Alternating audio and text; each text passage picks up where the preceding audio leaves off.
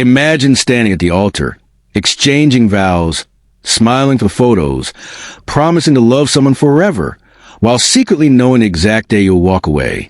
That's what my friend did. 4 or 5 long years, he lived a double life, meticulously planning his exit, waiting for the perfect moment to deliver his revenge. When that day finally arrived, it shook everyone to their core, but what his wife said in that moment, it was a twist no one saw coming. If you've ever wanted to witness karma unfold in the most jaw-dropping way, stick around, because this story of betrayal and retribution will leave you questioning everything. My friend, let's call him Ryan, is 31, a small business owner from Dallas, Texas. Hard-working, ambitious, loyal to a fault, Ryan was a guy everyone trusted. He came from a middle-class family, built his coffee chain from scratch, and never took shortcuts. If you met him, you'd probably say, that guy's solid. The kind you'd want as your son-in-law. In February 2020, just before the pandemic hit, Ryan married Emily, a woman who seemed like his perfect match. She was warm, quick to laugh, and adored by his family. His mom once told me, she's the daughter I never had. At the wedding, even though it was scaled down because of COVID restrictions, you could feel the joy in the air. Ryan couldn't take his eyes off her as she walked down the aisle. To him, it wasn't just a wedding, it was a dream finally realized. But dreams can shatter in an instant. Just 2 days later, Ryan's phone buzzed with a Facebook message request. It was from Emily's ex-curiosity turned to horror as he opened it. Photos, videos, messages.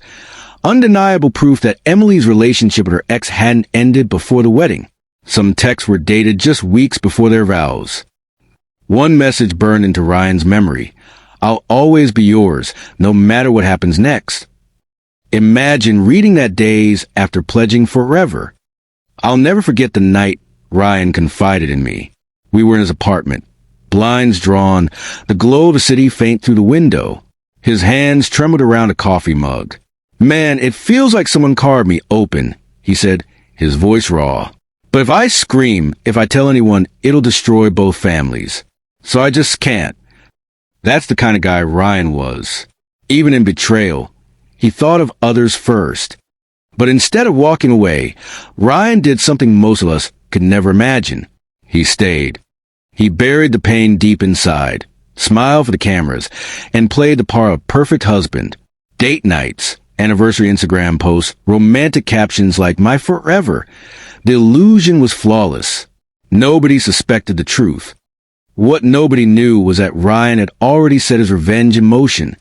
Back in 2020, the night he read those messages, he opened his calendar app and marked the date 5 years later.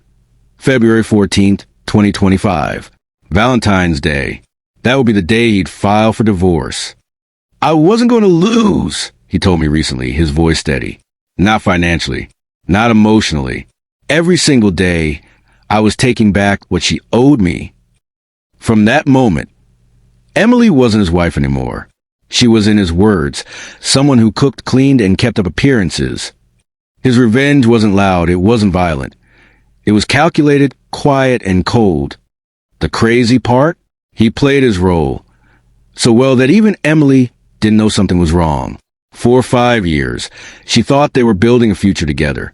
They bought a home, hosted family dinners, talked about having kids. She poured herself into the marriage, planning trips, leaving little love notes, cooking his favorite meals. From the outside, they looked like the perfect couple.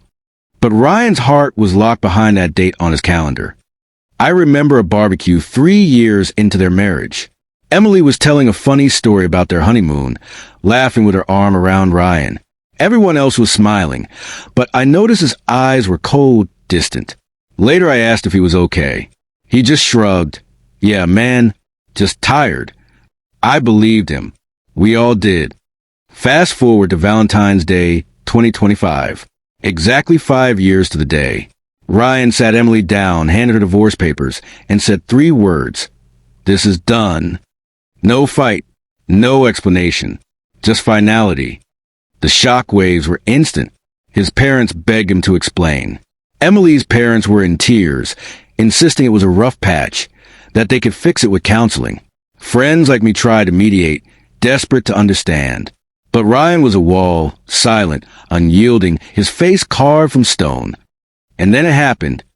Emily, sobbing, looked at her father and whispered, "Dad, please, just let me live."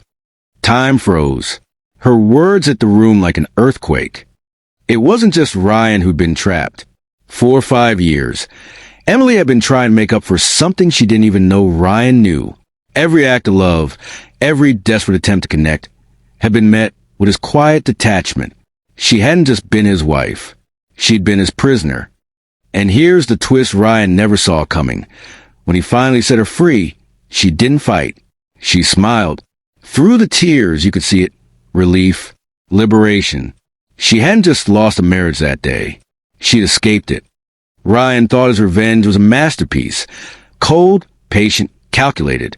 But in that moment, it was clear revenge is a double-edged sword. He didn't just punish Emily. He punished himself. 5 years of pretending. 5 years of bitterness. 5 years of living in a house built on lies. Emily walked away lighter than she'd been in years. Ryan? He got his closure. But at what cost? Half a decade wasted, consumed by anger. So here's the question. Was Ryan a genius for pulling off the ultimate long-game revenge? Or was he a fool who lost more than he gained by letting betrayal consume him? What do you think? Drop your thoughts in the comments. And if this story shook you, smash that like button and subscribe for more stories of betrayal, karma, and the revenge you'll never see coming.